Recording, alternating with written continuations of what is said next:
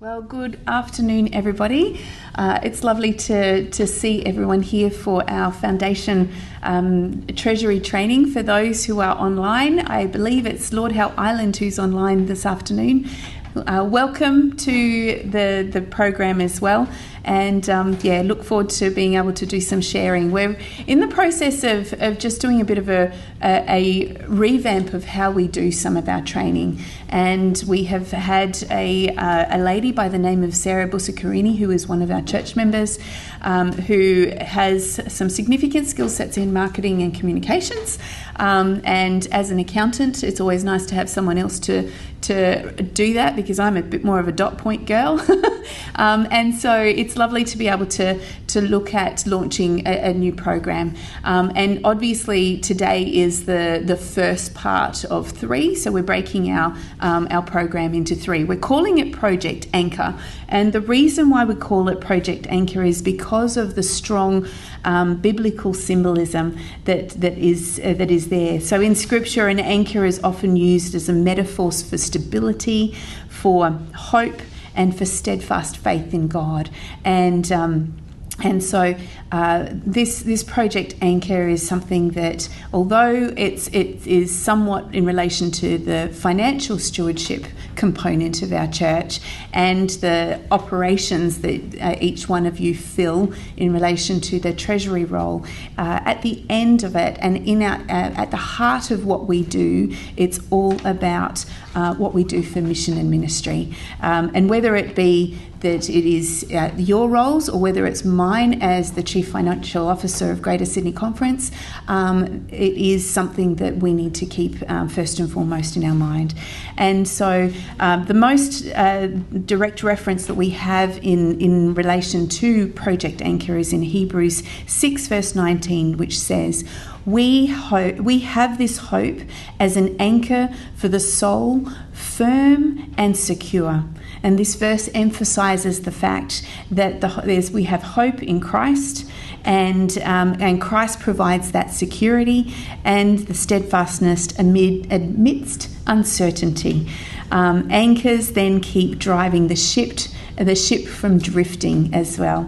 And so particularly in this season of significant unsteadfastness, of uncertainty that we have in this world, and for us it's probably more about the price of petrol than it is about anything else at the moment. But we know that despite what happens around us, we can have that steadfastness in Christ. And so welcome to the program today. I'm Nadell Manners, and as I said before, Chief Financial Officer of Greater Sydney Conference, and we're looking forward to having a couple of hours this afternoon and some afternoon tea for those who are actually here in person. Sorry for those who are online, we can't quite push it down the internet route to you, but we're just grateful to have each one of you here. Before we get started, I just thought I'd share a little bit of a devotion and continue with the theme of stewardship. And there's as I was thinking about this week, I'm going, what can I share? And there's a story that it's a quirky little story, but it's one that my husband, who is also a church pastor, has actually used for a lot of chapels for kids and that over the last, or many years, probably the last 25 years, he's actually used this story. But I thought I'd share it today because I think it really resonates with who we are as treasurers and what our purpose actually is. Now, it talks about there's a small church in Brazil, and Jayza, one of our members, one of our GSC finance team, she is from Brazil, and I'm hoping that I get the names right in this story, so correct me if I'm wrong. But there were some members of a local church in Brazil who were really thrilled when an offering that they had taken up to finish the building of the Adventist hospital at Belém. Okay. There we go. Thank you. And their offering turned out to be an extra large offering that day. And I'm not sure how long ago this story actually happened, but I've had the book in my house for the last 25 years, so it's probably in the vicinity of about 40 or so years old, this story. And so the treasurer, after the offering, said, look, the mission office is only about 50 miles away, so I'll go down there in horse and cart. And so probably a little while ago, so we wanted to drive down to the mission office. And so he rose early, he dressed in his best clothes, and he hitched his horse to the cart and said, what a beautiful day to travel. As he crossed a deserted spot on his way to the mission office, he noticed that there was someone on the road.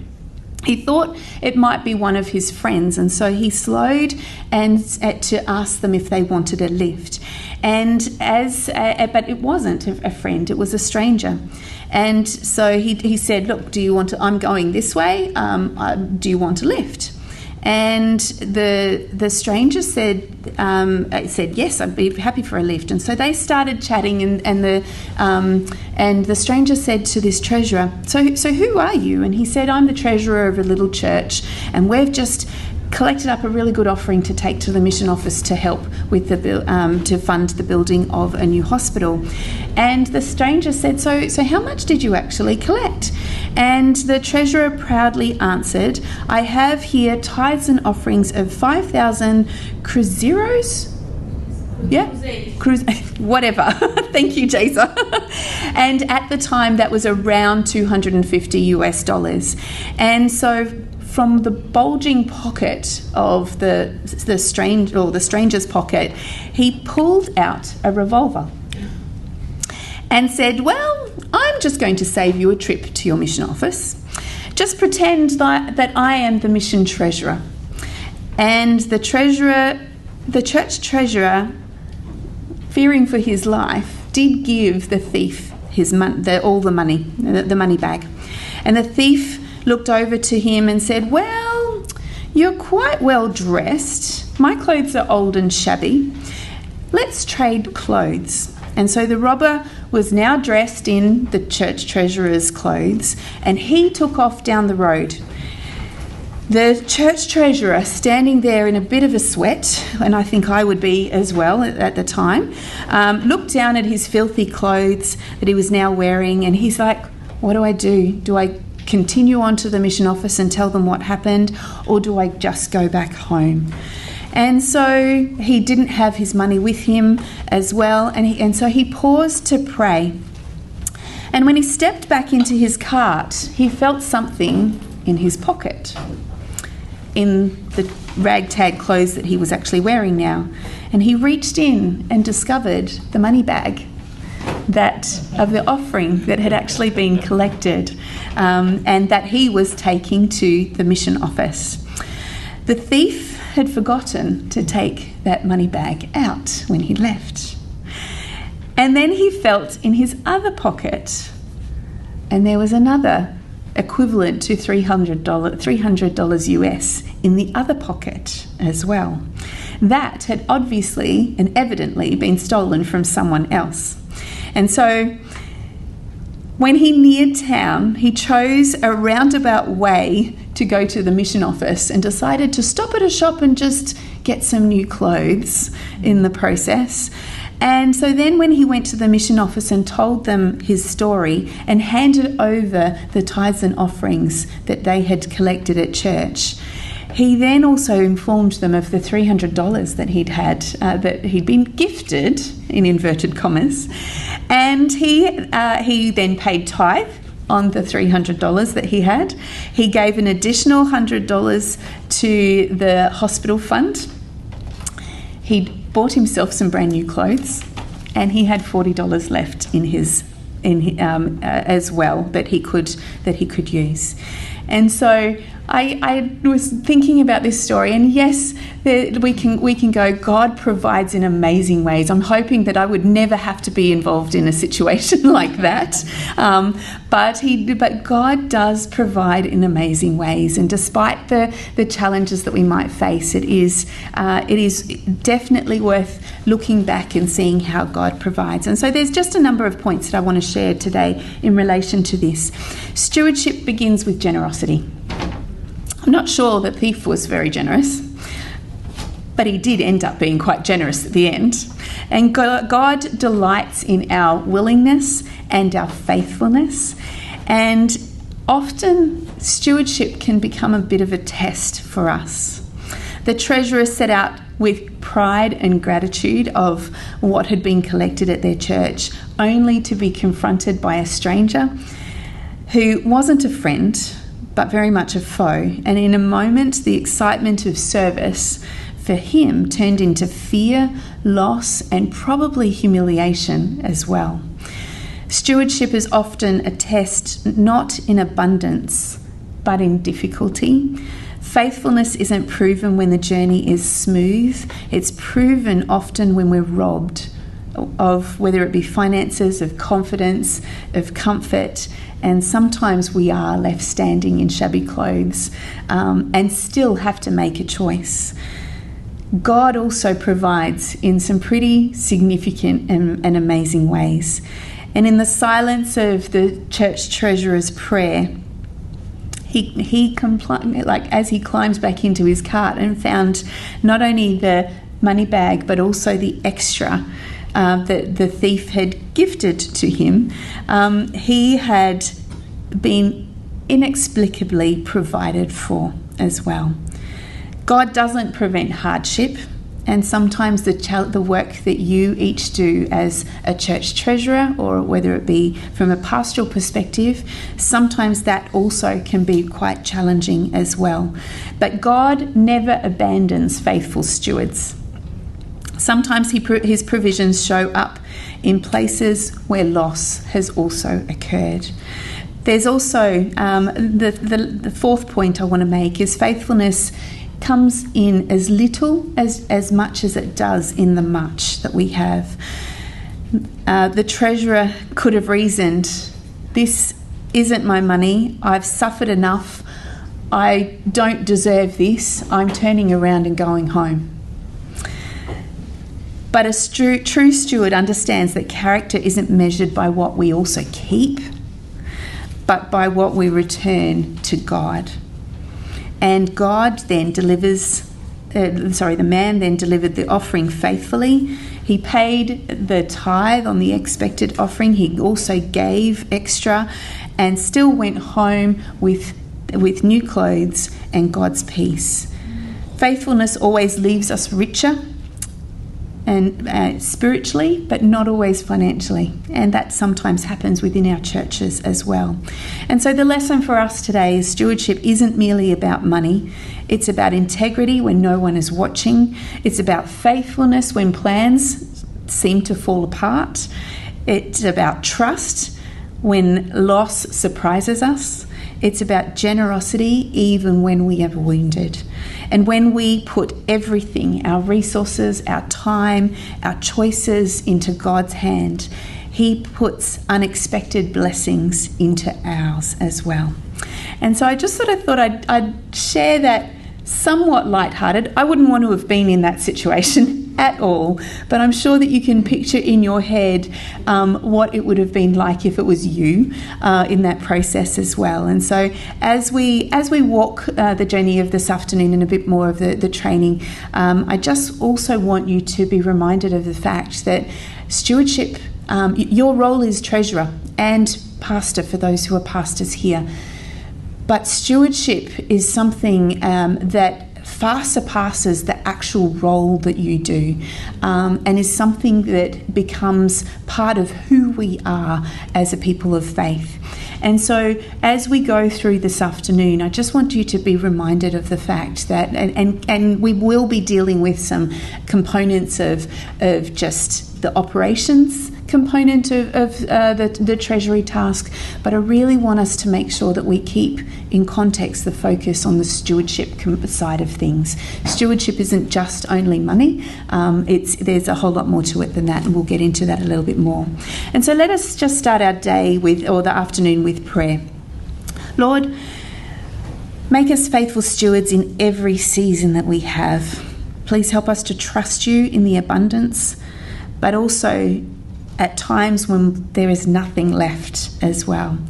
We ask that you shape our hearts to give generously, to act with integrity with the roles that we have in our church, and to follow your lead every day. And Jesus, I just thank you so much for the opportunity of coming together as treasurers and pastors to really focus on the foundation of stewardship. In your name we pray.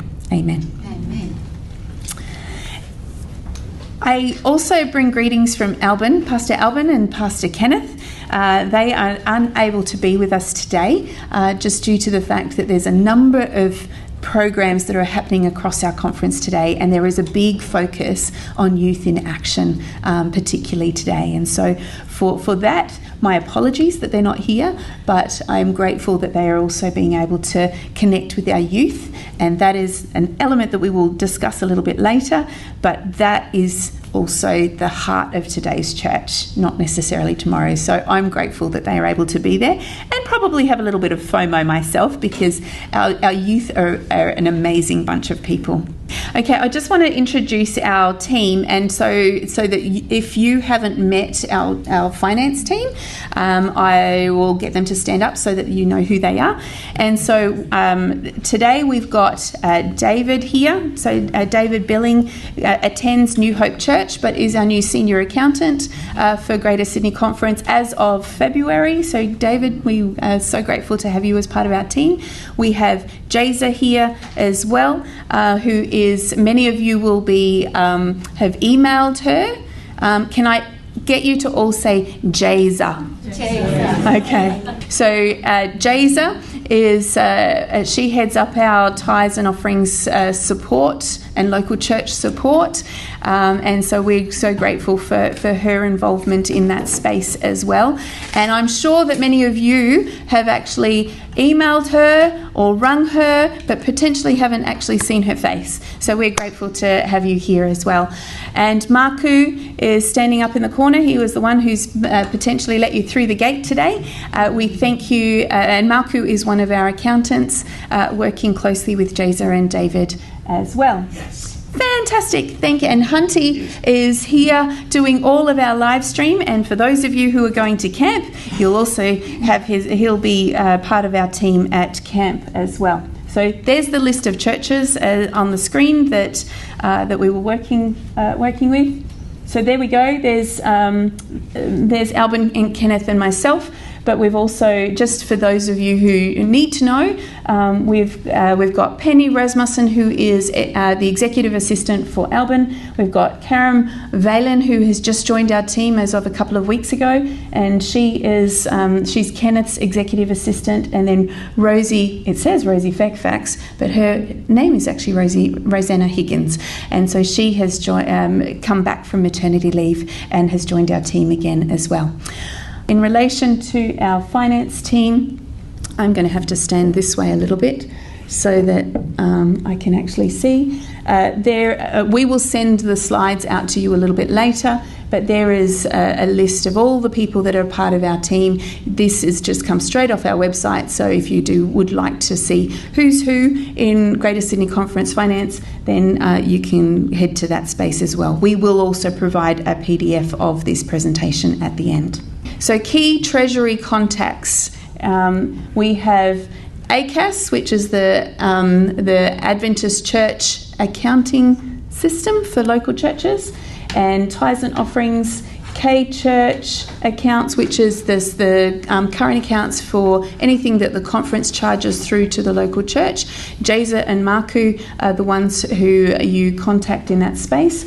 And so the email address for that one is just GSC TNO support. at adventist.org.au.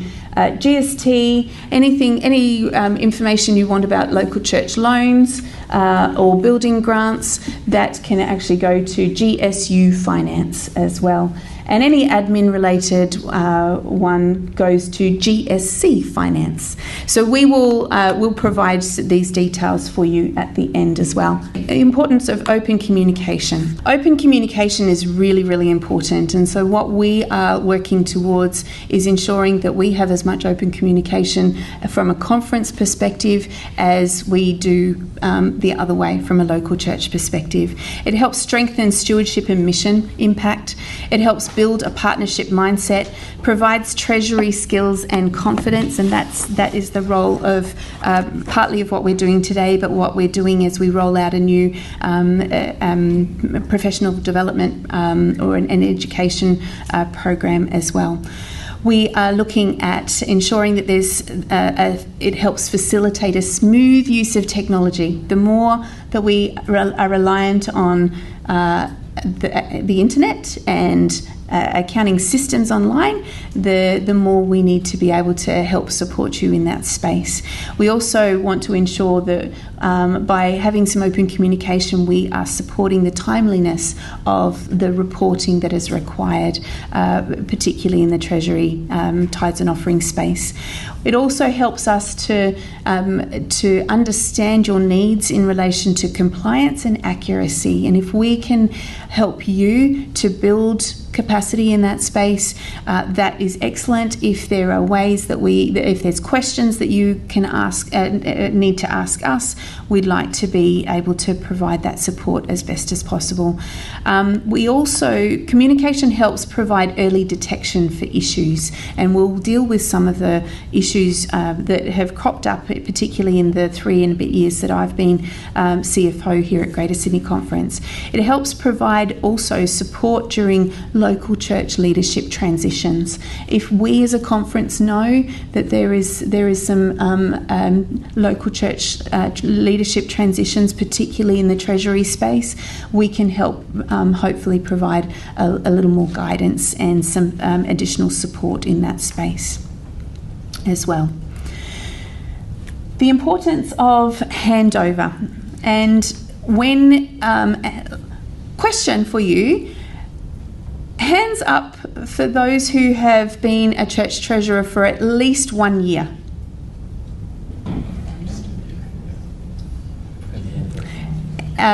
Keep your hand up if you have been in your role, and up high please so I can see it. Keep your hand up if you've been in the role for 3 or more years.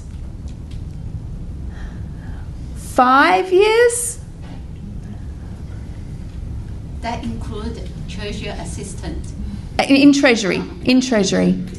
10 years? Now we're down to 2. 15 years? Probably. Well, for the 2 of you, come and see me at the end because I have a special gift for you. Hot off the press, we've got a Bubsy book for each of you. So please come and see me at the end. Who has been treasurer for less than 12 months? Less than 12 months? Chris, have you been less than 12 months? Yes. This time round. That doesn't count. I'll probably go to the 10 years. Okay. The second time. That's what I would have thought. So how long have you been part of the Treasury team? I kind of did it like more than 10 years ago. Yeah. For a few years, but then stopped with having families. Yes. So now coming back to its first year back. Fantastic. Well, welcome to the team as well. All right. So for some of you who are in that transition stage, or you are wanting to work towards a transition out and wanting to get other new blood in to help with the Treasury roles, I just want to focus on the importance of handover. And handover is really, really critical. It ensures continuity of financial operations within the local church. It protects church knowledge and processes, and it supports accuracy in reporting and also audit readiness. And we'll talk a little bit more about the audit side of things a bit later. What a good handover includes: systems access instructions. So it is important to ensure that our team at Greater Sydney Conference Finance team is aware of the handover that's actually happening, because we need to be able to provide your new team members with access to ACAS, to the CMF banking platform, and a few other resources that need to be provided as well. Obviously, it's important to show the monthly routines and the reporting timelines as well. Ensuring that the current balances and pending items and key contacts is also passed over is really important.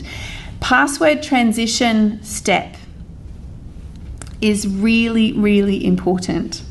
I don't know how many of you do this, but please don't let other people use your user ID. If you're logging in to ACAS and you're saying, oh, just use my login details, that's not okay. One, because we want to protect you, because any transactions that you do with, or any transactions that was done with that particular login has your name on it. And as such, we want to make sure that you are protected in the process of, if anything doesn't go quite right, that it's not you that gets the blame for doing that. So ensuring, and the other is, as we're moving into multi-factor authentication and things like that, it's important, like that makes it really tricky if you've got a secondary multi-factor authentication on your phone rather than somebody else's. But so please be in contact with JASA and in relation to adding new team members to with user IDs and passwords. Handing over, having a good documented process is important, and also providing the historical context. And why we don't share usernames and passwords is protecting personal and church data, and also accountability and transparency, and it's the law as well. So do that. And the reason why we share this is there are times where handovers are not done quite as amicably as what it would be liked, and that sometimes is because nominating committees happen and new people are asked to do the role, and the one person may not feel as though they've quite finished yet. I understand that process quite well, because it's constituency meeting this year and my job is up for election just as much as a local church treasurer's job is up for election. But ensuring that we do hand things over well is something that is really important as well. So what are the values of our Treasury team? And when I say team, it's all of us. It's not just us at Greater Sydney Conference, but it's also the local church Treasury teams as well. We are one in this space. And so responsibility, confidentiality and integrity are the three main pillars of what we want to ensure is we keep first and foremost in our minds. These help establish a unified behaviour and a spiritual foundation that strengthens trust. Our church members and our church attendees, they put a lot of trust in us as treasurers. So we want to ensure that continues to remain. It helps support compliance. It helps correct cultural and operational challenges. It also reframes Treasury to not just be an operational role, but as integral part of a mission-driven ministry. We need money to do mission. And this is where your responsibility steps in. And pastors, those of you who are in the room, the reason why you are here as well is because often you are chairing your local church governance committees, and it is important that you are understanding of what happens in that treasury space as well. And so from a responsibility perspective, it means owning the sacred duty of the safeguarding God's resources through timely, accurate and compliant reporting practices. Treasurers recognise that every decision they make directly impacts the church ability to fund mission and support ministries, pay employees when that is needed, and maintain financial health across the Greater Sydney Conference region. Confidentiality means respecting the privacy of others, particularly when it comes to tithe. You can do the calculation just as well as I can when somebody puts in a significant tithe contribution, and you go, oh, that's times it by, and that's quite a lot. And so please be mindful of that confidentiality component and handle sensitive data with the highest level of discretion and security and trustworthiness, because it protects members, it protects the treasurers, it protects pastors, and it also protects the Greater Sydney Conference from harm, from misunderstanding, from reputational damage, and the misuse of personal financial information as well. And can I just make a comment? Yeah, thank you, Paul. In the confidentiality space, what can sometimes be difficult in ethnic churches, in particular with pastors who have come from overseas, is that sometimes they want to know who is and who is not paying tithe, and you've got to tell them, sorry, I can't tell you. It's confidential. You're not entitled to know who is and who isn't paying tithe, but you can tell a sermon on tithe, but in my view, they shouldn't be told who is and who is not paying tithe. For those of you who are online, the comment was that as church treasurers, we should not be sharing who and who isn't paying tithe to anyone. I would counter that slightly, Paul, not necessarily from a dollar value perspective, but as a church pastor, I do think that there is some elements of some tithe information, not necessarily the personal individual people's information, but where is the health of our church from a tithe perspective. Tithe is also what I call a lag measure. It's like the canary in the mine shaft. It actually helps identify spirituality in some respects, and so there is an important need to have good conversations with church treasurers and pastors in relation to this. But you're right, personal information in relation to what is being paid is not to be shared as well. So thank you very much for that. Integrity. Integrity is the unwavering commitment to act ethically, honestly, and in alignment with biblical stewardship principles, even when it is difficult, when it's time-consuming, and when it's inconvenient as well. It establishes moral foundation for all financial processes and protects the church from risk and fraud and reputational damage. And there is some components that I will share a little bit more in that space as well. Okay, what stewardship is? Stewardship is something like you may not necessarily have the responsibility of being the stewardship director at your local church, but you are still very much part of that stewardship team of leaders at your local church. And so the role of the church treasurer is very much mission driven. Christians are God's stewards, entrusted with his goodness as his partners and responsible to manage the resources in harmony with his guidelines and his principles. The divine counsel is that as stewards, as his stewards, we are to be found faithful as well. And our mission is to honour God's resources by ensuring every decision reflects the integrity, transparency and accuracy and the unwavering principles that empower stewardship for lasting impact. And so there is the 8 T's of stewardship that we have. We're obviously looking at significantly at the treasury side of things and the treasure. And so faithfully managing the money, possessions, including tithes and offerings, is our focus today. But don't forget that as treasurers and responsible for finance, that our role is still significant in that stewardship space as well. Young adults in our church leadership. As I said earlier, our young adults are the church of today. Our kids are the church of today. We may be quite cemented in our faith and our spiritual journey, but it's important for us to ensure that our children, our young adults, our teens feel very much involved in leadership as well in our local churches, and that they are an important part of that process.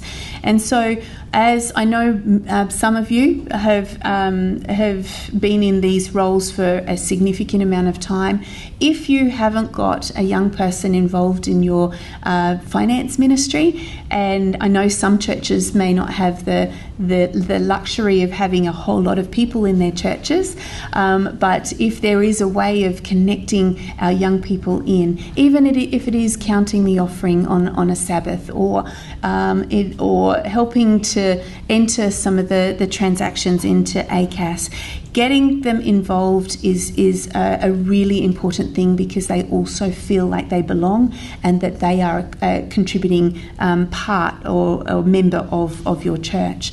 And so youth are often seen as too young for finance work or even some leadership capacity roles. But teams stay mostly older, and if teams stay older, we risk of losing the knowledge when leaders are unable to do their role or when they do leave. And we have a lot of biblical principles in relation to young people who have led biblically, but we also have our church has been founded on our youth as well, and that's something that we do have to keep in mind. Leaving our youth out weakens our future, and including them in leadership is something that is really integral with good stewardship as well. And so just building a inclusive and treasury culture is really awesome. Being able to talk about it, being able to mentor, giving our young adults or young people and even some kids. I went to church today where the kids are taking up the church offering, and I don't often pay my offering in cash, but I'm going, I need to be able to help them feel as though they're needed. So made sure that I actually could find some cash to be able to put in the offering, even though I had already given on e-giving, but including them in small roles, and celebrate them well and thank them publicly when they helps really build their confidence and trust. And what is significant, and this is where my pastoral heart comes into play as a pastor's wife, is mixing the teams and having that intergenerational component means that you're actually getting to know some of our young people and how they think and how that is potentially going to impact giving as well. And that is something that is really important. Women in church leadership. Now, there have been some times where I've had conversations with some of our churches where they might be a leader, a woman who is taking up the financial leadership role in a local church, and yet they, and sometimes it's a cultural aspect where they are seen as being happy, the church is happy for them to do the role, but not necessarily willing to allow them to participate in the decision making. And so we do have to be mindful of the fact that God calls both men and women to do his work in advancing his kingdom. And leadership is service, faith, and commitment to God's mission. It doesn't matter what your gender, it actually is. And so there's some biblical principles there of some women who were significant in their leadership space in the church as well. I'm going to call David up. Good afternoon. I'm going to share some thoughts on conflict of interest. And what that means, I guess, to us as church treasurers. I guess whenever you're involved in a meeting somewhere, and if you personally can benefit, or even a relative of yours, then that becomes a conflict of interest. And so, I think I fixed it. And so, when we're involved in discussions at the church board or business meeting, if I have a relative who is in the cleaning business, and the church is discussing about a cleaning contract in order to ensure the sanctuary looks really good, then I should probably step out of the room when that discussion happens, and so that everyone else can discuss that situation. And so we need to make sure that we don't put ourselves in that difficult position of being compromised, or even the influence or the perspective of that happening, because even from a distance, people don't always have all the facts, and so someone else might try and put two and two together. Why did David's relative get the cleaning contract? Well, hang on, I wasn't even there. And so it's a safeguard for us as well, as treasurers, when we get involved in that space. So we do have a few forms that will be in the manual, and so that helps to identify where there is a conflict of interest in your church, so it's clearly stated. You can record that in minutes of your board as well, and so that's a good safeguard for us as well in that respect. So this is what we were talking about. So when there's different situations at work that you might find that at church, where you might find where there is a potential conflict of interest, that we then need to make sure that there are multiple quotes if there is work being done, etc., that sort of thing, just to make sure that there is the objective nature of church activities are in place. And so when it comes to church activities, I guess it's kind of important, if we can avoid it, to have one person doing everything. And in that activity, or in that treasury function, there is the counting process that happens straight after church, through to recording of those counts, to then depositing at the bank, to then creating receipts and deposits in our accounting software. And so if one person did everything, then it does raise the potential for conflict of interest, because the left hand knows what the right hand is doing. And as the good book says, let's try and avoid that. And so it's good to have lots of people involved. So if there is a different set of people who are counting, is different to the person who is receipting in ACAS, and hopefully different to the person who is then depositing at the bank. And now we do recognise that when churches are small, that's quite difficult to accomplish. And so you need to do everything you can in terms of transparency. So to then make sure that it is clear to the board or the business meeting that weekly deposits are being made and the amounts, etc. All right, so the conflict of interest form is something that will be in the manual, and so you can fill out that form. And so I guess, yes, all the forms that we see here today as well will be uploaded on the website. And so as another example, I'm a local treasurer as well, and even though I'm at the conference, and so the first thing that Nadell needs to know is that I'm a treasurer. And so if there's any sort of discussions about the church that I attend to and the financial matters, then indeed I should be excluded from those conversations. Or if there is a decision, then that decision needs to be made by someone else, not me, because there is a clear conflict of interest there. So yeah, I need to make sure that I'm out of the loop when it comes to that. We do have a training schedule that is split into 3 parts for this year.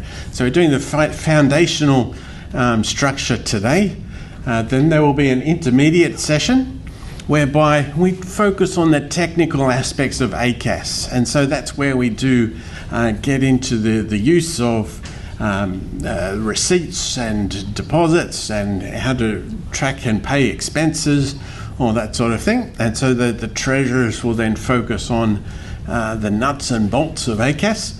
And then there is an advanced session as well, because there are some extra nice add-ons that we can do when it comes to ACAS around the budgeting space or year end and a few other things like that as well. And so the two later sessions, the intermediate and advanced, they'll be on Sundays, whereas today it's about the people element of and the stewardship element of Treasury in particular, and so that's why we're doing it this afternoon. All right, so the first section that we've had a look at was all around people and culture of the Treasury function. Are there any questions in particular that you would like to raise in respect to that? No? Okay, that's great. Oh, yes? Yeah, the intermediate and advanced, are those online?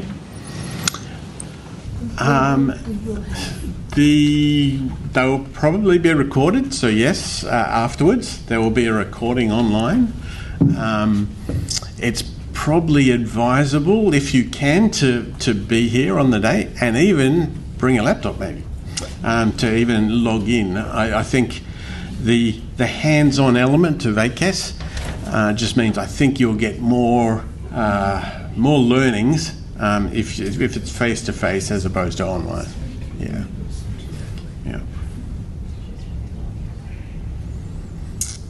All right, excellent. I'll hand back to Nat. Anything we do, we will be putting all of the recordings and that online, but we will also look at continuing to still do some online learning as well. But what we do want to do is ensure that different people learn in different ways, and so we want to try and make sure that we've got all elements covered in that space as well. Let me go forward. Okay, understanding workflow of the funds for the Adventist Church. And so as you'll see here, every Sabbath, Adventists from around the Greater Sydney Conference gather for worship in their local church. Our local churches are where we worship, serve, and do ministry each week. But we belong to something bigger, the worldwide Adventist Church movement. 19 million members across 150,000 congregations, with over 7,000 businesses and institutions providing products and services to our community. But we are more than just a global organisation. We are a movement of people united by our desire to share Jesus with the world. All of this is possible because the Holy Spirit works through us collectively as a people to achieve incredible things in God's name. But without administration and resources at all different levels of our world church, our ability to spread the gospel would be limited. Without the faithful return of your tithes and offerings, this would never be possible. Because what you contribute at a local level actually has a global impact. The reality is that when it comes to mission, we are better when we work together. But how does that work exactly? Out of 52 weekly offerings that are collected every year, half of these are collected for ministry in your local church. Most of these will fund ministries like Sabbath School, Pathfinders, worship services, youth, evangelistic projects, or whatever your church decides. The rest will fund the practical needs of the church, like electricity, water, and repairs or maintenance of the church building. When we give, we take ownership of our local church and support local mission. The other half of the 52 offerings are used to support ministry beyond your local church to Sydney, Australia, the South Pacific, and all over the world. The Greater Sydney Conference uses its share to fund projects in our local schools, provide emergency care for those in need, and to help fund church planting in the hard-to-reach areas of Sydney. The Australian Union Conference use its share to support the Faith FM radio station.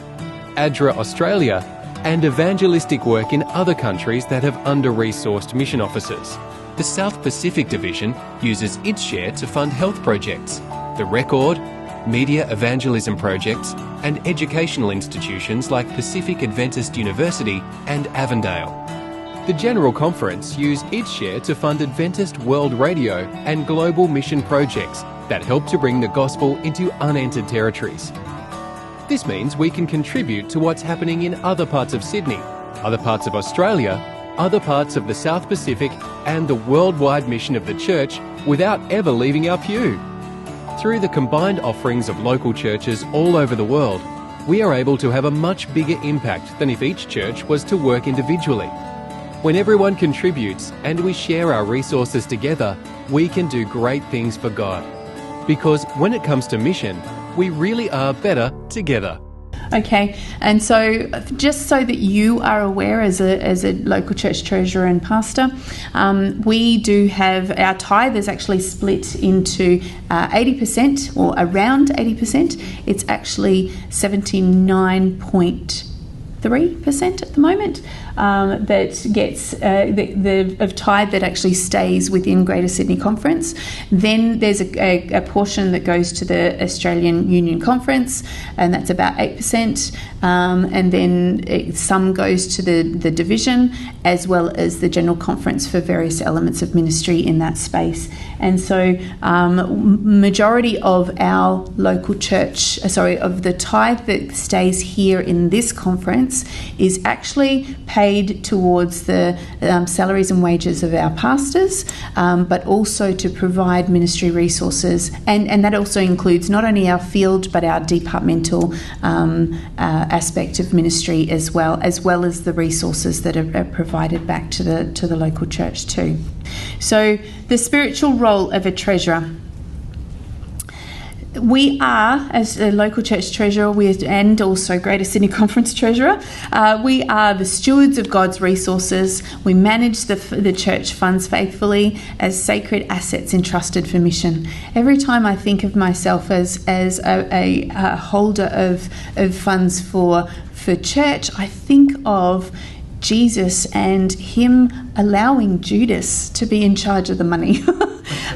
I don't know what it is, but I just God, you're amazing. And so I'm so grateful that not only does he put trust in us, but also that our churches put trust in us as people as well to do this divine job as well.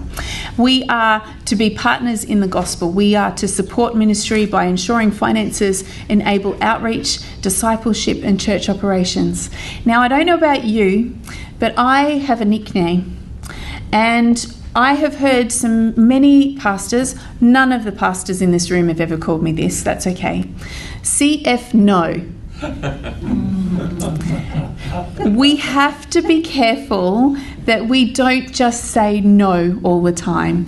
We have to weigh up the ministry and how much funds we've got, and I do this on a regular basis, not just with a little bit of money, but in my role it's millions, and I'm going, how can we make sure that we've got cash flow for ministry and mission? And I say in a sermon on stewardship, I as a church, as a conference treasurer, and we are having a lot of money flow through the conference, but often that's in and directly out as well. But I want to also ensure that we are not just stockpiling money for the sake of stockpiling. I have said in a sermon, and please don't judge me on this, in the respect that I am quite conservative in nature, but I don't want to have a cent in our bank accounts when the day that Jesus comes.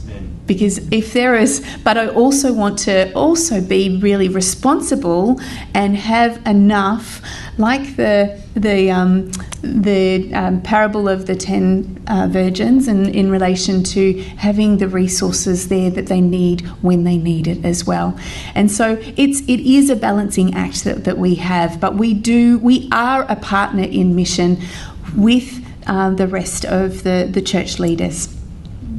We are the guardian of integrity and transparency, upholding honest, accountable financial practices that builds trust with our church members.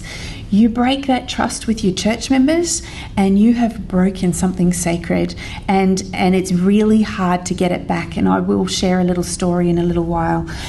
We are the promoter of generosity and discipleship, and this helps nurture a giving culture through I'm not sure what that word's supposed to be, good communication and faithful example as well. And so we have to practice what we preach in that process. We also need to be seen as prayerful and a trust-building leader, making wise, spiritually grounded decisions that strengthen unity and confidence within our team and within our boards and our business meeting as well. So as any church is almost like a small business, we need to then make sure that we keep that in mind. So hence, a local church cannot go bankrupt. So that means we can't overspend. So whatever the local offerings are, we need good governance around making sure that we don't spend more than that. And so what we see on screen here is about ways to supplement tithes and offerings. And so that may be fundraising activities that can occur. Coming up. And so there are different ways that you can do that by having night markets or softball nights, or even when it comes to, say, Pathfinders, maybe you have an annual fee at the beginning of the year that you levy, or a fee per camp, so that you then try and recover the costs associated with expenditures due to Pathfinders and adventurers. So yeah, it's always important to make sure that, or to think of church as a small business, and in particular, I guess the pastors as well as the treasurers need to be across that as well. So if the finances aren't going great, well then we need to look at what's happening. And so this second section that we're covering now is all about processes and governance. And so on screen, we see here now a new escalation process, which is about how the conference can help and support the local treasurers. And so the first part on the left, and these will be in the manual to easily read, it's about closing month end. And so if month end hasn't closed for a number of months, it's there's potentially an issue there. Maybe the treasurer went on holidays, went to Europe for 4 weeks or 6 weeks. That's okay, that's understandable. But if we didn't do our treasurer role for, say, 6 months, what do you think the finances of the local church would look like? Not very good. Let's just put it that way. And so we need to make sure that sort of thing doesn't happen across the conference. And so there'll be reminders that get sent out just to say, oh, by the way, can you please close the month that hasn't been closed? And as that number of months gets larger, then I guess more people will be involved in the conference. And it's about us trying to help you, because we want all of the months closed so that we can do accounting effectively at head office. And then on the right-hand side, there are a couple of financial measures as well when it comes to governance. And so one of them is around GST. And so if there is GST receivables in your books, and if it's above a certain level, we want to make sure we get in contact with you, because the ATO has a 4-year rule. You can claim GST up to that 4-year period, and then you can't. And so we want to make sure that we get paid from the ATO. And so we will be reminding, oh, hang on, have you uploaded all of the receipts so that we can process that claim? And there's a couple of other elements there as well. So to close off each year, and then to make sure, the months are closed as well. And net assets, that just means you have money in the bank. That's important, as opposed to having a negative bank balance. While you're doing that, David, could I just ask a question? Yes. What is your ideal turnaround from when we ask for a GST refund before you give it to us? Oh, no, it's okay. But until we receive the money? Until the church receives the money. Yes, I know. I would need to ask the people who do the processing. I know that is currently an issue because we are short-staffed in that space, but we are trying to redirect resources because we do need to catch up. I would say no longer than a month, surely. And 6 months? Yes. And so I believe that that hasn't been happening, and so that is definitely something that has to change. Yeah, agreed totally. Can I just say, this is a big factor for us, and we actually have employed a new person in finance to assist with trying to deal with some of the backlog as well. At the moment, we are aware of the significant amount of GST that is actually outstanding across all our churches, and it's in the hundreds of thousands of dollars. It's not just a little bit. But there are for some churches, there's a significantly bigger amount than others. We are at this point not quite sure how many months that goes back, and as such, whether there's all the supporting documentation that goes along with that. So there is quite a bit of work that our team needs to do to ensure that we help not only claim back what is eligible to be claimed, but make the adjustments in the accounting system where there's not the supporting document, even though GST has actually been claimed. And so it is an area of focus. And so one thing that I would like to highlight is that the conference does not know when all invoices have been loaded for a particular month. So there's no flag for us. And so we do require you to email us, which is the GSU finance at adventist.org.au, to let us know the GST claim for February, for January, whatever month it is then available for us to process. Surely you know when we do a close a month, that means that we've processed everything. You would think, and that's a reasonable assumption, but there are many churches that don't. And so we can't 100% make that. Attaching the invoice to the payment, so it's all there. Yes. So, I mean, I've made the assumption that when I say month closed, right, that it's all done. It's yes. all ready for you guys. And I think that's what's led to where we are now. The conference makes an assumption, and treasurers makes an assumption, and they are divergent. And so we're trying to just bring that together. Yeah. And Chris, for those online, the question was asked if end of month was closed. That should then just trigger the fact that all the GST supporting documents have been attached and things like that. For those who are good, and Chris, obviously you are very good in that respect, that's excellent, and we may be able to flag that is the case for your church. Unfortunately, that is not the case for every church that we have, to the point where they upload documents that don't, like a quote instead of a tax invoice, and so there's quite a lot of work that goes in the background to ensure that the right documentation is actually attached, and it's quite time consuming in that space. But it is for those churches who are doing the right thing and have the skill set to be able to do a full close and it be, yes, I've done everything that I need to for that particular month. That's great, and we appreciate that very, very much. For those who are struggling as to working out what should be included and what doesn't need to get included, or what should I be uploading, we've got some further documentation that can be provided in that space of the do's and don'ts around GST.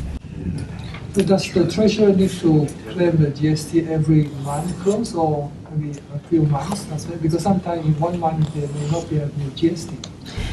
The question for those online is, should it happen on a monthly basis, or is it just that it can just happen sort of every other month, or when there is an amount of GST? Best practice would be that GST is attended to on a monthly basis, and that and because whether it's $100 that you're getting back, because every expense or most of the church's expenses, you can get GST back on those.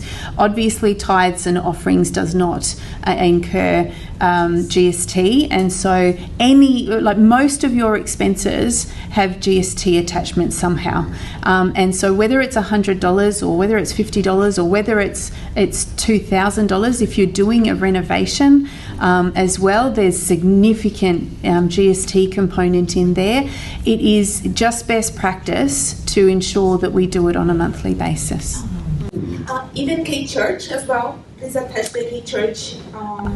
With your invoices that come from the conference office as well, they include GST most of the time. So you do need to ensure that the invoices that get sent from the conference office are uploaded and attached to that particular transaction in ACAS.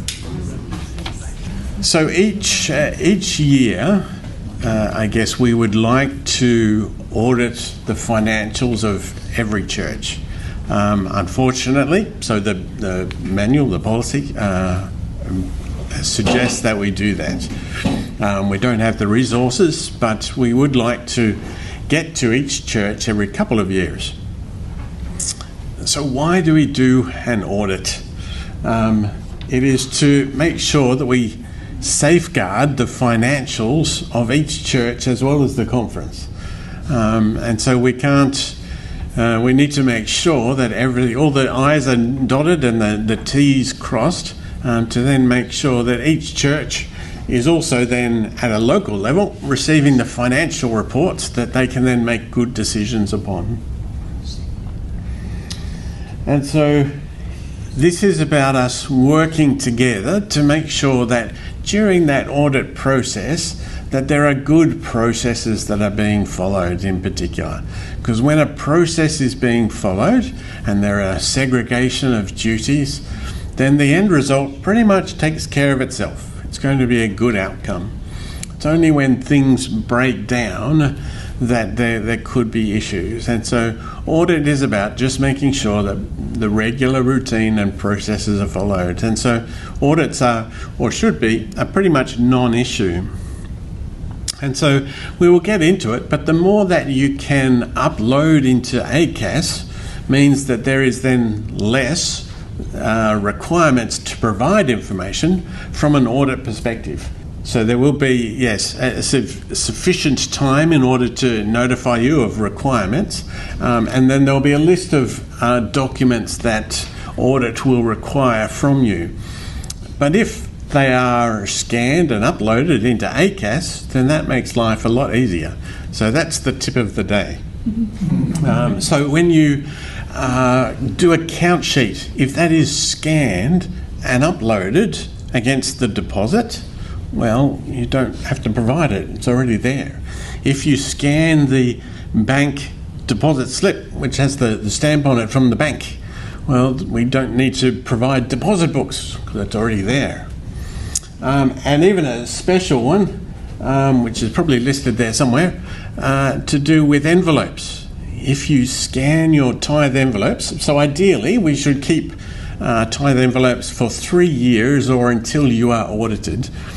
But if you are able to scan them and upload against the deposit as well, then we don't have to keep them on hand. Attach again the receipt. Every receipt, if you have the envelope, just attach the envelope for it. That's it. So if you want a gold star, then yes, indeed, you will scan each envelope separately, and as you do the receipt, you will attach it to that receipt. If you want a silver star, maybe you'll scan them all together and attach it to the bank deposit. But if they are there somewhere, that saves an enormous amount of time. And especially when it comes to requesting information at time of audit, as there's freight or courier charges involved, and then the conference will pick up the tab on that. But the idea is to, if that is as minimum as it could be, then that's preferable, I guess. It saves money on from everyone's pocket. So there are lots of documents that we ask about. Payments. I guess payments shouldn't be made unless there is a valid tax invoice. And so there are the requirements to look for the name tax invoice. It should clearly state what service is being provided, the date and the company or the business details. And in particular, when it comes to GST, an indication as to if the amount is excluding, then the GST amount, and then excluding. So one thing to watch out for, what do you do if someone provides you with a Visa card snapshot? I spent $100, and it's a snapshot from their Visa card. On behalf of the church, please reimburse me. How do you think you would approach that situation? You ask for a tax invoice. Yes. Yeah. Bingo. That's right. That's it. So ask for a tax invoice. And sometimes when something comes from overseas, it is not clear, and so we just need to manage that process as treasurers to make sure we have the appropriate documentation. Because when the GST team come to reviewing all the expenses to see if there is GST or not, those sorts of things are the time-consuming elements. And so, if GST is clear, otherwise, when processing the expense, then it needs to be no GST included when processing that expense. So yes, when we do collect offerings, hopefully most of your churches will have a high percentage that is linked to e-giving, which is great. And so hopefully there's only a small number of envelopes that you need to keep hold of. But please do keep hold of them until 3 years or your next audit. Or as we were saying, if you scan them and upload them, then that makes life easier for everyone. But any other documentation, if you get letters from the conference that might relate to loans or funds or anything like that, then it's worth having that on hand. And something that is important, if there is a handover process between treasurers, is to hand that information on as well, as best you can. So if you have a personal laptop, then maybe save treasurer information onto a flash drive so that the next treasurer can then utilise that as well. Thank you, David. Can I just say, in relation to tithes and offerings envelopes, when they get sent in to the conference for us to do a review as part of the audit, there have been occasions where we have found money in tithes and offerings envelopes. So, well, it's a bonus for your churches. And so, and we all have a bit of a giggle, particularly when that's probably been sitting around for the last 18 months or so. So just be mindful and of the fact that notes can get left in there as well. So the other component that, is there any questions in relation to what David shared? Daniel. Okay, regarding the storage of the information, like scanned copy of the receipt and everything, is it advisable for the church to have a specific laptop for the treasury department or the treasurer, so that everything scanned, everything stored is even the login is in one device, rather than from one treasurer to another treasurer and then have to pass on the USB and maybe something lost in the middle? What is really awesome about the accounting system that we use for local churches is that it's a portal, and so it's web-based, and so it doesn't necessarily need to have a local church laptop as per se. However, there are times where if the work is being done mostly at church, that it would be nice to potentially have the ability for the Treasury team to log in and finish off some of the tasks that they want to do before they go home. And so there may be times, and there's times with us as a conference, any laptops that we are replacing, we do also can provide a laptop that we are decommissioning to a local church. If it's only doing a certain task, then that laptop is often good enough for that. So if you do need to have a laptop or some device, then just come and have a chat to Jaza or myself or David and Marku, and we will add you to the list for when we do our next round of laptop changes here in the office as well. So one component that I do want to talk about today is, sorry, well. I got the impression you were alluding to there in the answer to the question about doing the counting at the impression of doing the tithes and the offerings at church. No, not necessarily. The counting needs to happen at church, and obviously keeping the documentation for that needs to happen at church. The rest can happen elsewhere. There are just some treasurers that I'm aware of that choose to just finish off that or close the loop of making sure that the tithes and offerings that are being counted at church have actually been receipted at the same time. But that, and they may do that after church, not necessarily, it depends on when they do their count. But it really comes down to the personal preference and what is your church's processes. So yeah, I don't certainly have a view on whether it needs to be done then or whether it gets done on a Saturday night or a Sunday or whenever that happens. Daniel, I'm sorry, I missed your question. I was just going to ask about if we've attached the files into the system now, which is new since I did it some 10 years ago.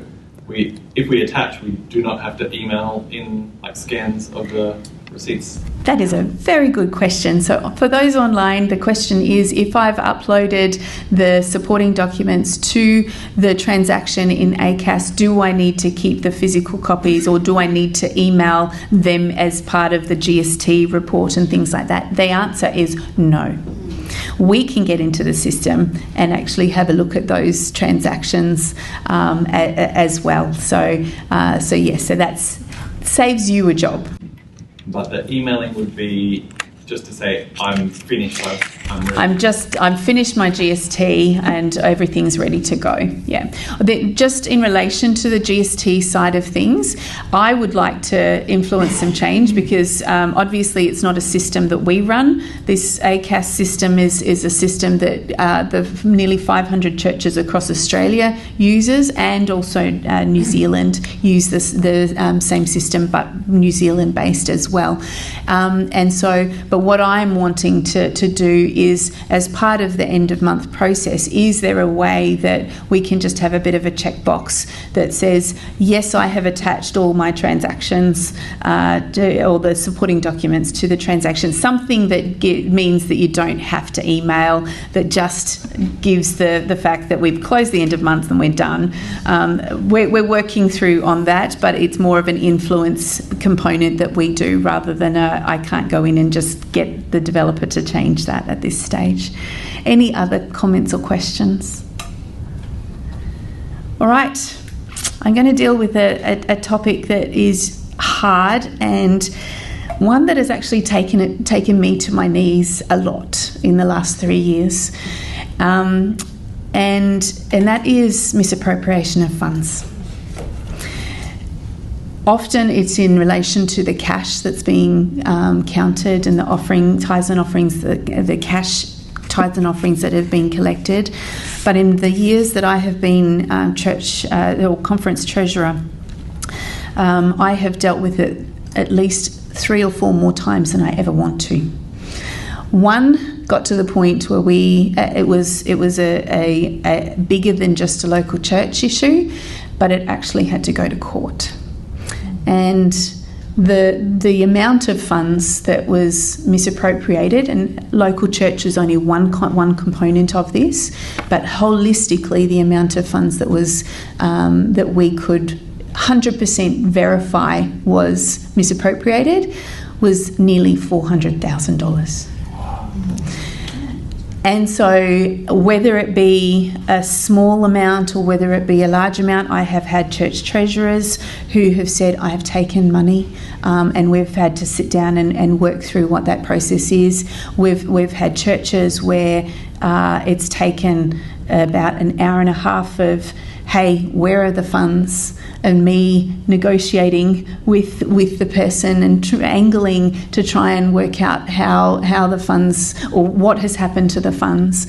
It's not a fun process. It's really, and it's seriously, I have been in tears. I have been on my knees about this, because the last thing I want to do is to have it impact somebody's life, and particularly their spiritual journey. However, there are consequences to the actions that we take, and so I just want you to be mindful of the fact that we as treasurers are in a position where accountability, transparency and trust are the most important components that we work with. And so as church members start understanding that there's issues, it becomes a spiritual matter.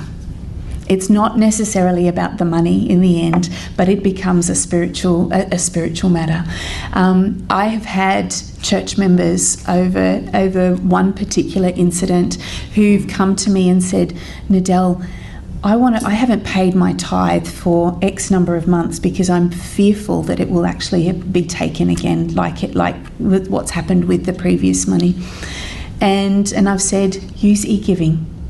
It doesn't fix everything. It's not a magic bullet, but it stops the temptation from a managing cash perspective. And so, look, if you are in a situation where you are tempted, find an accountability partner. Step up and see this in yourself.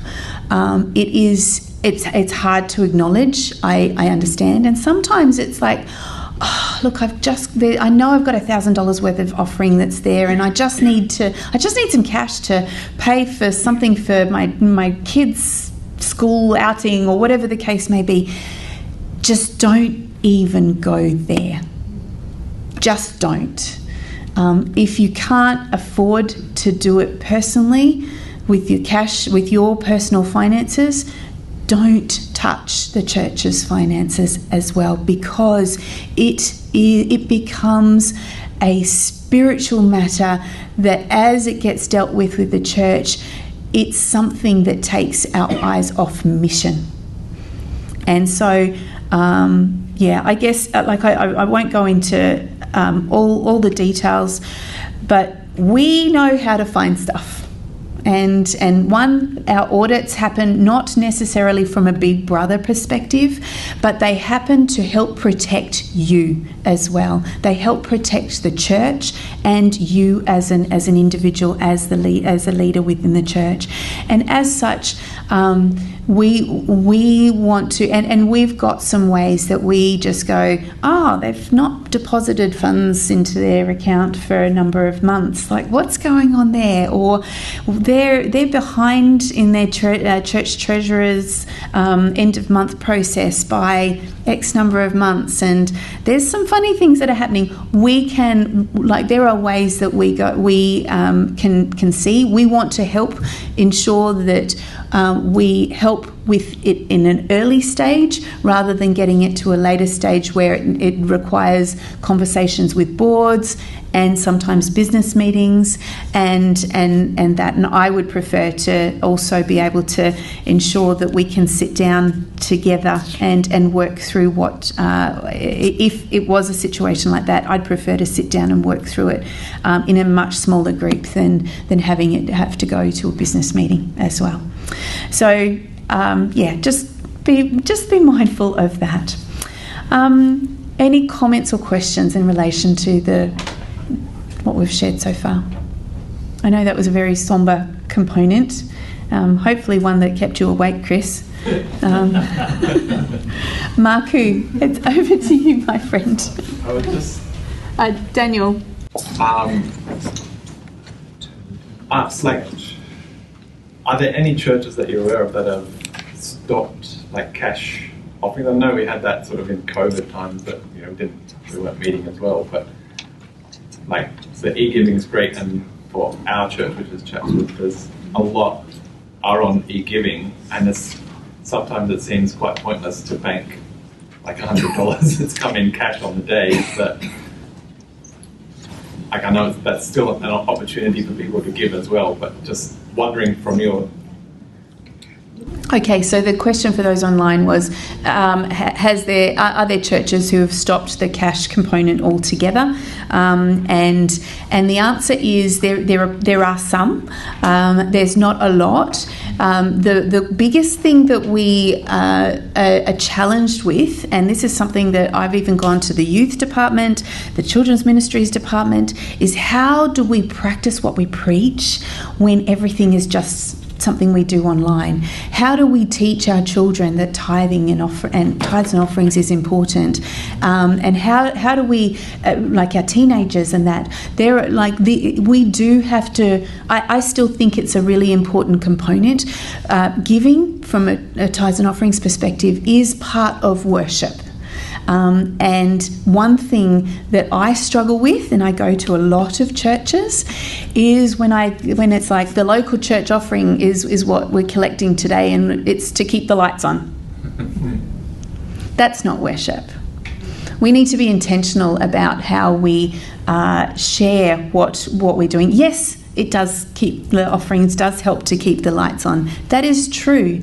But it's the purpose of keeping the lights on is for whatever happens in that building, not necessarily just because we want to keep the lights on. And so really help those who are announcing offering to really understand that giving is an act of worship. Giving is something that we do because of the gracious God that has given so much to us.